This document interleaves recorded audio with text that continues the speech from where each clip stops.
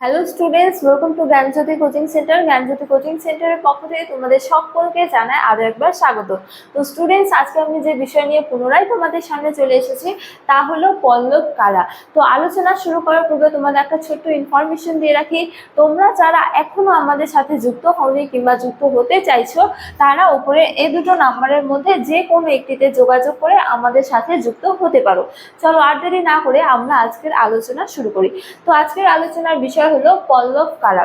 তো এক্ষেত্রে বলা যায় যে দক্ষিণ ভারতের ইতিহাসে যে সমস্ত শক্তিশালী সাম্রাজ্যগুলি গড়ে উঠেছিল তার মধ্যে অন্যতম শ্রেষ্ঠ হলো পল্লবরা। তো পল্লব কারা বা পল্লবদের বংশ পরিচয় কি, হ্যাঁ, এই নিয়ে ঐতিহাসিকদের মধ্যে প্রবল মত পার্থক্য রয়েছে। তো এ নিয়ে বিভিন্ন ঐতিহাসিক বিভিন্ন মতামত পোষণ করেছেন।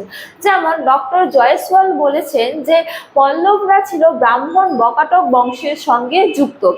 এছাড়া আর এস শর্মা বলেছেন যে পল্লবরা দক্ষিণেরই উপজাতি ছিল, অর্থাৎ তিনি তাদের বংশ পরিচয় সম্পর্কে বলেছেন আর এস শর্মা যে পল্লবরা দক্ষিণেরই উপজাতি ছিলেন এবং তারা দক্ষিণে বসবাসকালে ধীরে ধীরে শক্তিশালী হয়ে এই সাম্রাজ্যের প্রতিষ্ঠা করেছিলেন।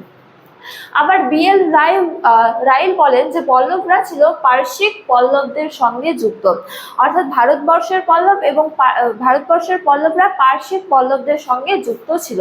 তারপরে রিজ ও ভিনকায়াল বলেছেন যে পল্লব ও পারস্যের পল্লবগণ ছিল একই জাতিভুক্ত, অর্থাৎ ভারতবর্ষের পল্লবগণ এবং কি পারস্যের যে পল্লবগণ রয়েছে তারা একই জাতিভুক্ত ছিল। আবার ডক্টর মহালিঙ্গম বলেছেন যে পল্লবরা ছিল ভারদ্বাজ গোত্রের, তারা সঠিকভাবে দক্ষিণের লোক ছিল না।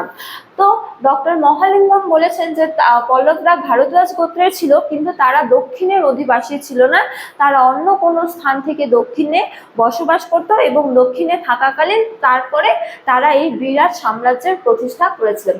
আবার বিভিন্ন ঐতিহাসিক বলেন যে পল্লবরা ছিল চোল ও নাগ বংশভূত, অর্থাৎ চোল ও নাগ বংশের মিলিত পর্যায়ে এই পল্লবদের উৎপত্তি হয়েছিল। তারপরে টলেমি বলেছেন আবার যে খ্রিস্টীয় দ্বিতীয় শতকে কাঞ্চি নাগদের দখলে ছিল। এই কাঞ্চি হলো পল্লবদের রাজধানী। তো খ্রিস্টীয় দ্বিতীয় শতকে এই কাঞ্চি নাগদের দখলে ছিল, কিন্তু এই নাগদের পরাজিত করে পল্লবরা এই অঞ্চলে তাদের সাম্রাজ্য প্রতিষ্ঠা করেছিল বলে ঐতিহাসিক টলেমি তার মতামত পোষণ করেছেন।